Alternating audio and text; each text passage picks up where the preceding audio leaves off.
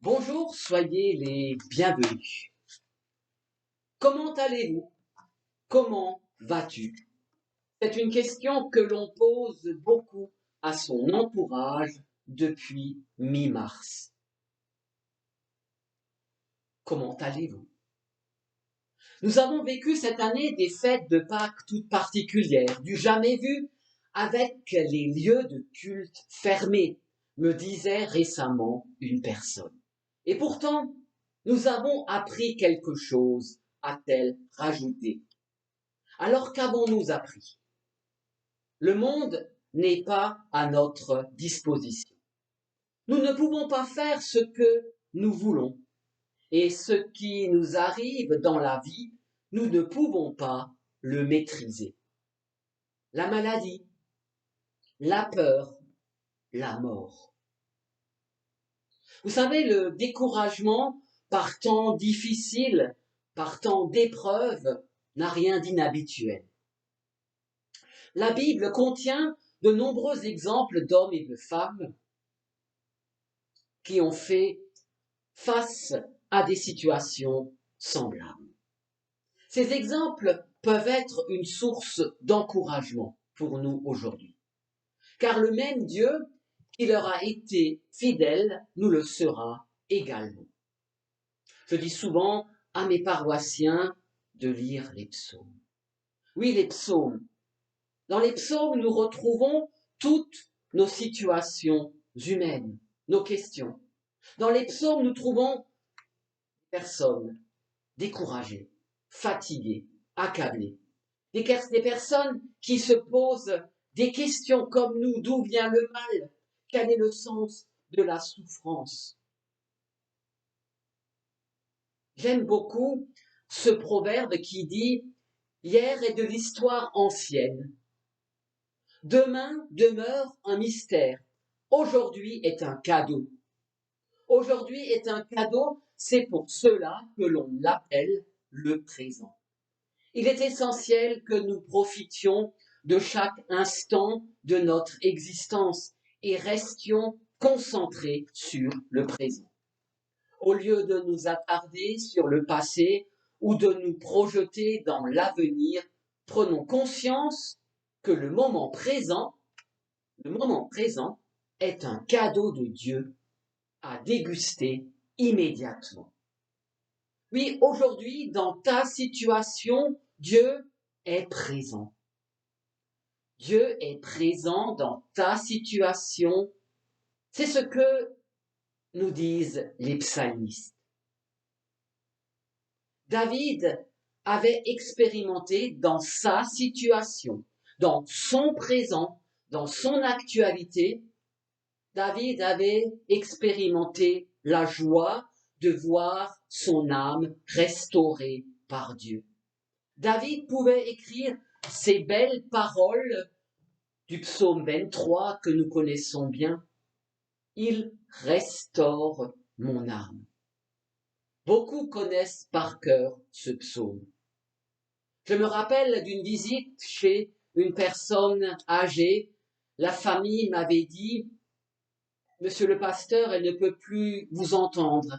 Elle est à moitié inconsciente. » Pourtant, la famille m'invite à faire une prière. Et quand je commence à prier le psaume 23, « L'Éternel est mon berger, je ne manquerai de rien », la personne à moitié inconsciente commence à balbutier des mots et elle continue ou elle reprend. Oui, il restaure mon âme, il me conduit dans les vallées obscures de la vie.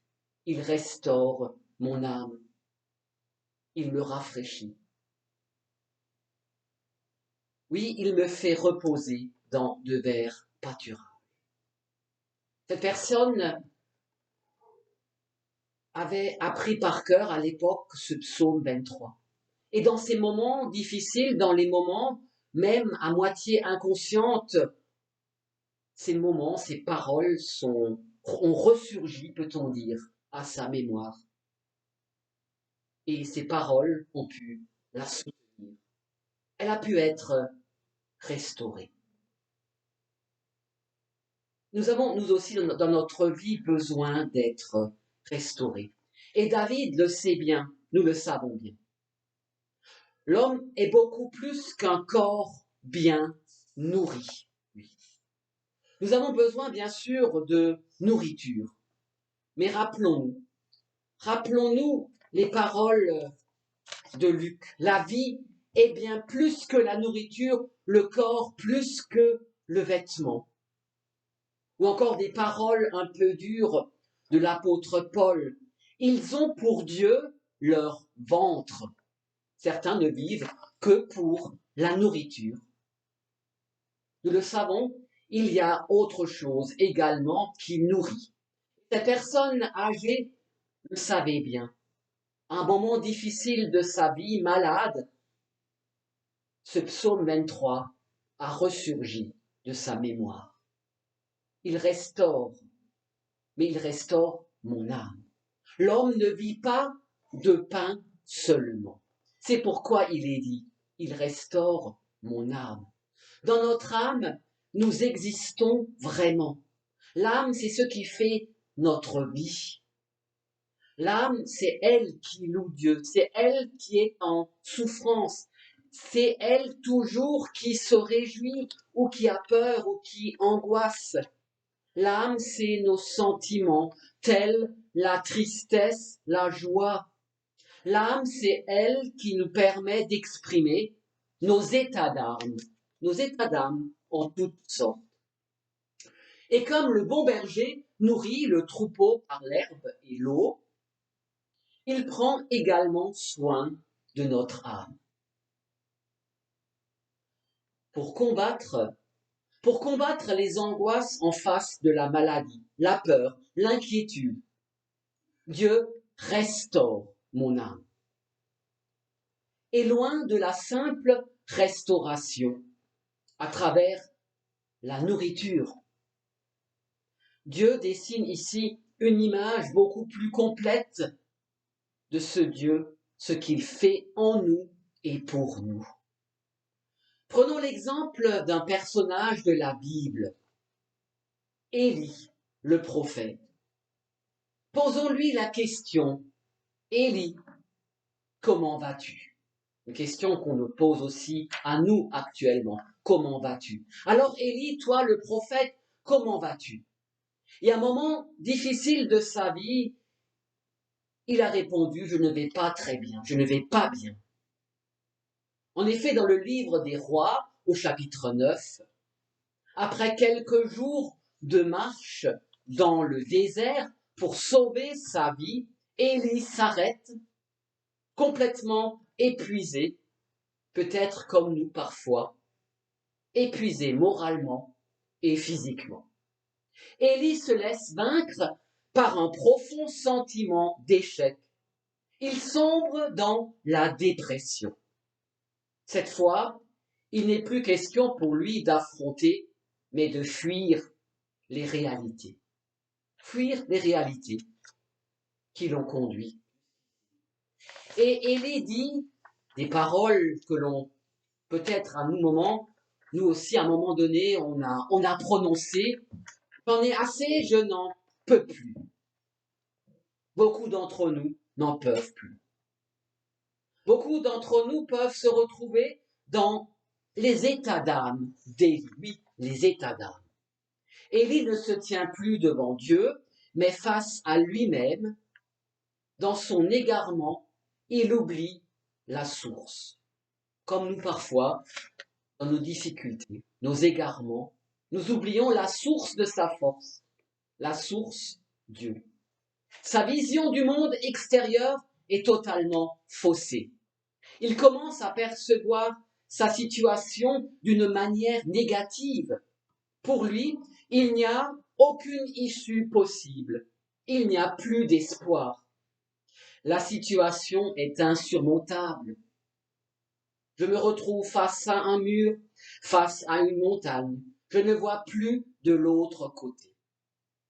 L'accumulation d'événements douloureux peut avoir des conséquences néfastes sur l'état de notre âme. Une âme abattue, c'est un homme qui souffre, qui faiblit moralement et physiquement. Alors Élie se couche et s'endort. Il se couche peut-être, comme nous parfois, tentant peut-être d'oublier les pressions qu'il a subies. Je veux simplement oublier. Mais là, heureusement, Dieu, un Dieu dont dit le psalmiste, Dieu ne sommeille ni ne dort. Ce Dieu qui ne sommeille ni ne dort, ce Dieu envoie un ange réveiller le prophète Élie. Et cet ange lui dit, lève-toi et mange. Lève-toi et mange.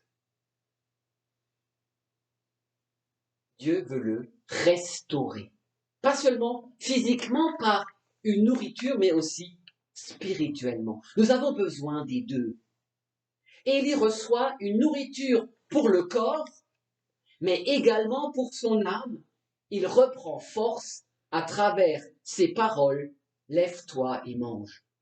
Renouvelé et fortifié par cette nourriture miraculeuse, Élie reprend sa marche et va de l'avant avec cette force nouvelle. Alors comment vas-tu? Oui, comment vas-tu sincèrement? Si dans ton intérieur, t'es pas trop en forme, pense à Élie. Reprends courage. Il restaure mon âme. Dieu a le pouvoir de restaurer votre âme et de renouveler vos forces. Ne l'oublions pas, chaque fois qu'on nous demande comment vas-tu et que j'ai envie de répondre ça va pas, je vais pas trop bien actuellement. Pensez à Élie, pensez au psaume 23, il restaure mon âme. Dans chaque situation, dans ton actualité, dans ton présent, il est là. N'en est-il pas ainsi de la parole de Dieu? Dieu, sa parole n'a-t-elle pas le pouvoir de restaurer votre âme et de renouveler, oui, renouveler vos forces? Et en cette prière que je voudrais partager avec vous, cette prière qui se place également dans cette situation présente de crise sanitaire et d'angoisse, quoi de plus inspirant et reposant qu'une prière qui restaure notre âme? Sont les prières, sont les mots du pasteur Søren Lenz, une prière qu'il a écrite, donne-nous le courage. Donne-nous le courage. Seigneur, nous ressentons de l'insécurité, de l'inquiétude. Nous avons l'impression que les choses échappent à notre contrôle. La peur se propage plus vite que le virus. Mon voisin devient une menace. Les frontières se ferment. Les gens se retrouvent isolés. Seigneur, tu es venu sur terre pour guérir. Lorsque la peur et la méfiance se répandent. Tu es venu, Seigneur, sur terre pour réconforter. Lorsque le désespoir et la solitude se font ressentir. Tu es venu sur terre parmi les exclus, les marginaux. Nous te prions. Donne-nous le courage de faire face à la maladie, à la mort. De ne pas les accepter comme une fatalité. Donne-nous le courage de répandre l'espoir lorsque la peur assombrit le monde. Donne-nous la force d'apporter du courage lorsque les gens se sentent seuls et exclus. Seigneur, nous avons l'assurance qu'à travers ton esprit, nous sommes connectés. Connectés en tant qu'Église, même au-delà de nombreuses frontières. Amen. Oui, je vous invite cordialement à vous connecter. À vous connecter dimanche pour le culte dimanche Jubilate. Avec ce beau mot d'ordre, un mot d'ordre qui nous parle dans notre situation. Une parole de Paul aux Corinthiens. Si quelqu'un est en Christ, il est une nouvelle créature. Le monde ancien est passé. Voici qu'une réalité nouvelle est là. À bientôt.